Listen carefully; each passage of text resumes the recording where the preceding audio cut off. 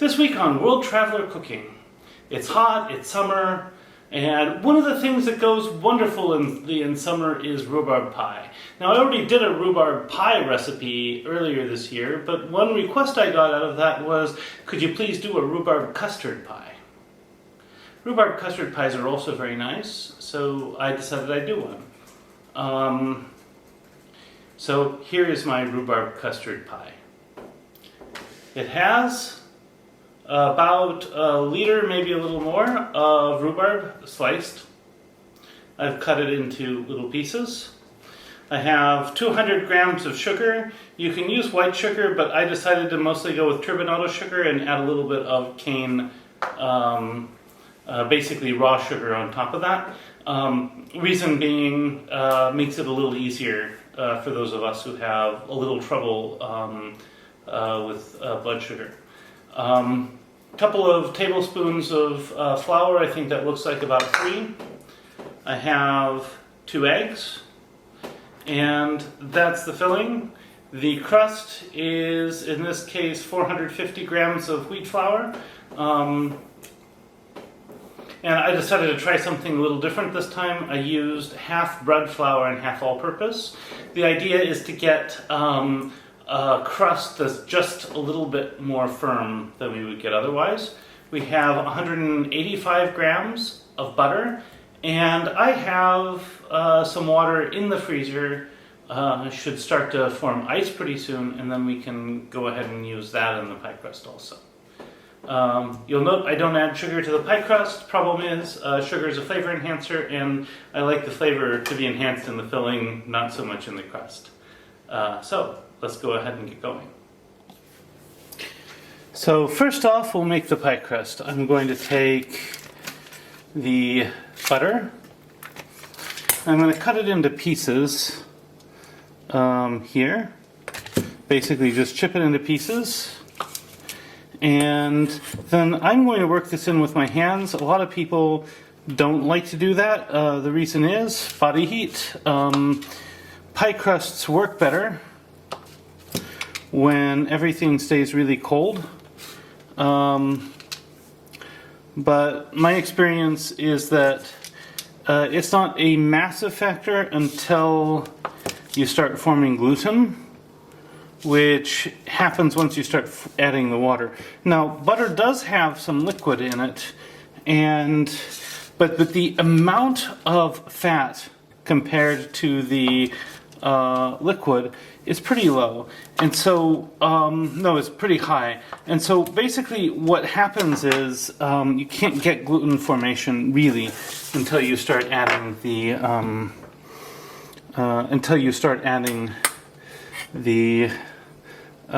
water. So what I do is I just grab it, mix it with hands. And I'm going to keep doing this until it's fairly uniform. It doesn't have to be perfectly uniform, but you want to have a consistency similar, as I said before, to wet sand. So I'll be back when that's done. Okay. So this is the consistency we're looking at. You'll see the description of wet sand is not far off. And there's still some pieces of butter in, and that's fine. The next step is we will add the water as soon as ice is forming. In the meantime, this can stay in the refrigerator to keep it cold. So rather than wait for this, I've added an ice cube, and it's pretty stable. So basically, we're just going to add a little bit of water, like a tablespoon at a time, and we're going to work it in. And basically, we're going to keep working it in until we get a stable but pliable dough. Shouldn't be terribly sticky. It should, and obviously that wasn't enough water, so I'll add a little more. Try to add it by about a tablespoon at a time. And you'll see how just as soon as you add the water, the dough comes together and it's no longer as crumbly. And basically we're going to keep this up until we have something that's actually pliable and workable.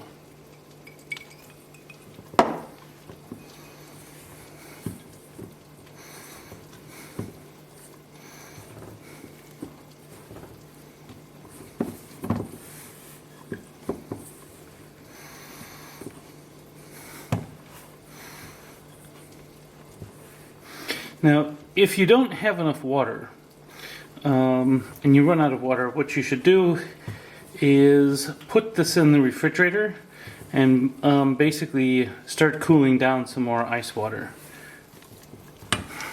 Now when there's water on the outside, it's almost a little slimy because of the fact that you're putting water on top of butter. But as you work it in, that sliminess will disappear. It can get very, very, very, very slightly sticky, but it shouldn't be sticky. If it's sticky, you have a problem, in which case you should probably start over. Yeah, now I think we're there. So I'm going to basically scoot over the counter and pick up all these little pieces. Knead it a little bit. Then we're going to wrap this with plastic wrap and put in the refrigerator.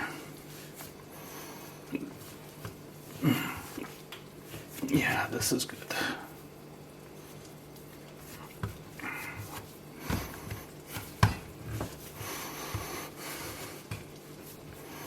Yep, here we go.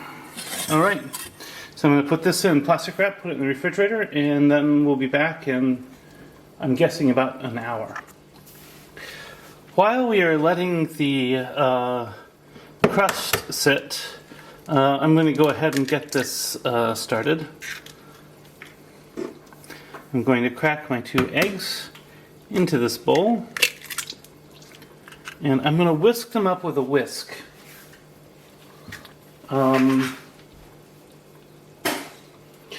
Basically,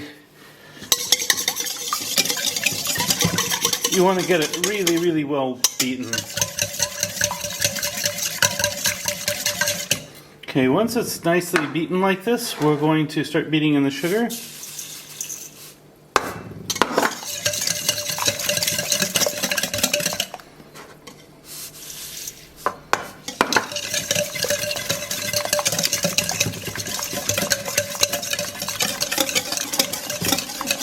Of course, if you use a white sugar, the filling will come out much lighter. If you use a darker sugar like this, you can expect a kind of an almost chocolate colored filling.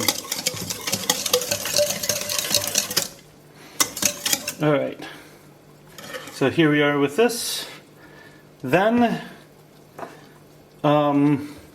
we would add the flour, and the flour here is mostly to catch the liquid from the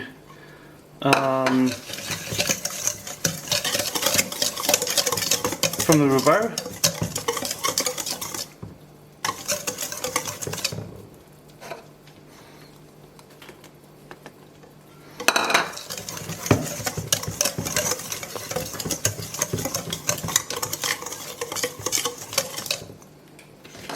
Then we're going to stir in the rhubarb.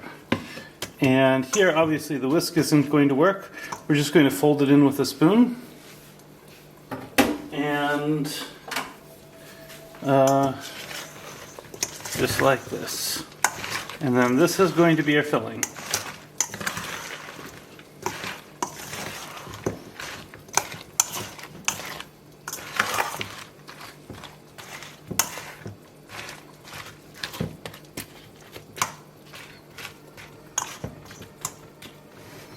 So, we're going to go ahead and let this sit aside, and once we have our crust done, then we'll fill it with this.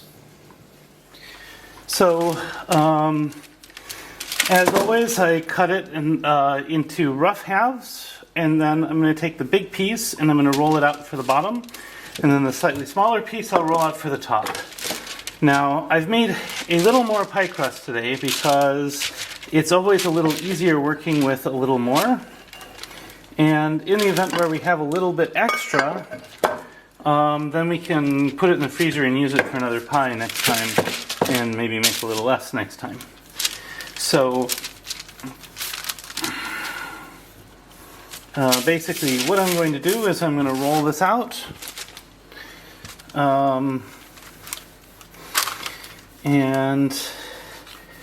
Once I get it big enough, then I'll just transfer it into the pie dish. And sometimes you're going to have these pieces to come out. One of the things about having there being little pieces of butter still in the dough is that it will make this a little bit flaky. And that's great for texture, but it also can lead to these little dimples forming. So now we're going to transfer this onto the pie dish. And basically what we will do is basically flip it upside down. And in the event where it folds like this, you're just going to have to, and in the event where it's not well centered, you're just going to have to pull it over and just kind of move it around yourself.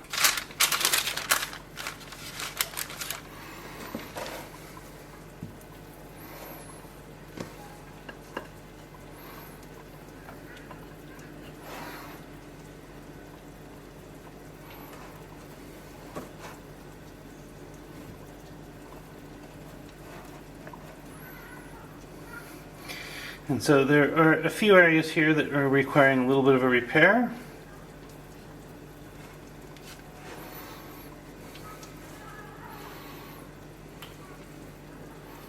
But we're going to go ahead and so now once this is all pressed in, we don't want there to be bubbles, so we're going to go ahead and mold it into the shape here.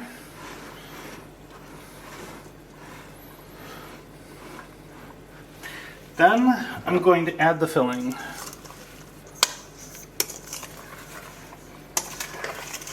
I'm going to give the filling another good stir so that the sugar doesn't all just stay in the thing. And then I'm going to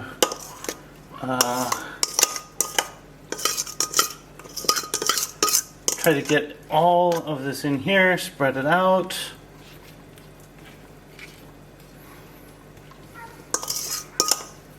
I could probably add a small amount of additional rhubarb, but we'll see.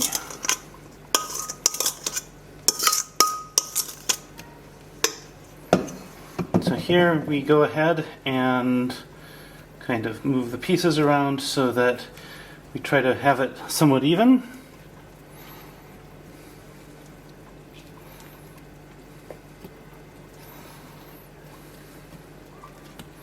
And then we'll put the top piece on. So next I'm going to roll out the top, and then we'll be ready to finish this pie. Okay, so this should be good. I'm going to do the same thing.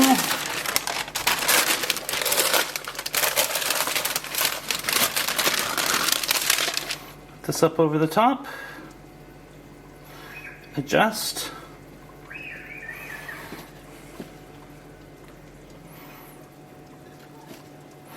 And then we will cut and trim this.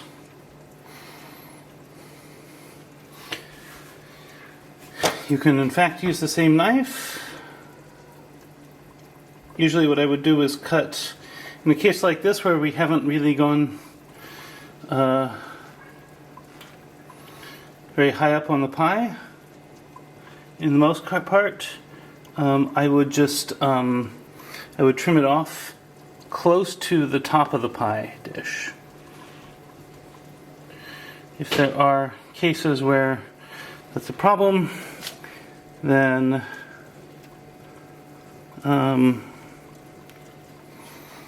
once we have it kind of trimmed, then we'll scallop the top.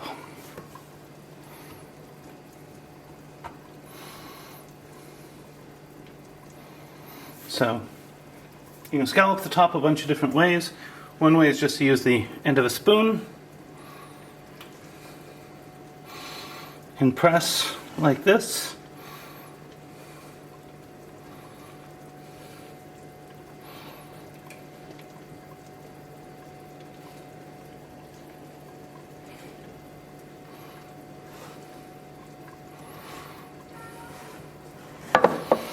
And that's how I'm going to scallop it. Then when I'm done with that, I guess I'll do that now just so you can see.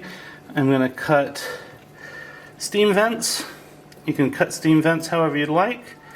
I like to do them on the sort of, if you will, the 8 compass points. Then this will go in the oven at 200 Celsius, 400 Fahrenheit for about 20 minutes. I will show it to you after it's come out of the oven and cooled down a bit so that I can do a taste test of it later. And here is the pie after we brought it out of the oven. Now, the one thing that has me a little concerned is there's no bubbling of liquid through the vents here, so maybe I added just a little too much flour, I'm not sure, but I guess we'll find out when we try it. Ideally you should have just a little bit of liquid coming up, not much, but I guess it's fine if you don't have any. So from here I'm going to go ahead and just put a little bit to taste on a plate. Now, obviously, to normally plate it, I would cut it in 8s, and I would serve it with maybe ice cream. However, in this particular case, I'm just going to take a very narrow piece for me to taste. And now for the taste test. Just looking at it, I can see that it didn't come out very custardy. So, my guess is maybe it needed a little more egg.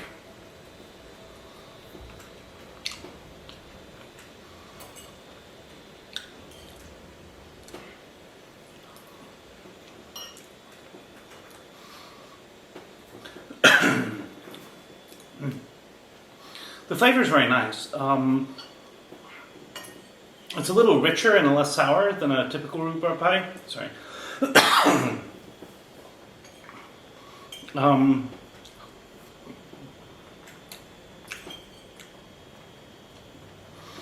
I think the raw sugars add to that richness as well as the egg. So, if you find this content interesting, I hope I've earned a subscription and a like from you. Additionally, please feel free to comment on any of these and give feedback in terms of things other cooks might want to know when they make a dish like this. I find such content helpful myself, and you shouldn't feel worried about offending me by offering a different perspective. It just adds to the value of anybody who visits this video. At any rate, recipes in the description. Bon appetit, and see you next week.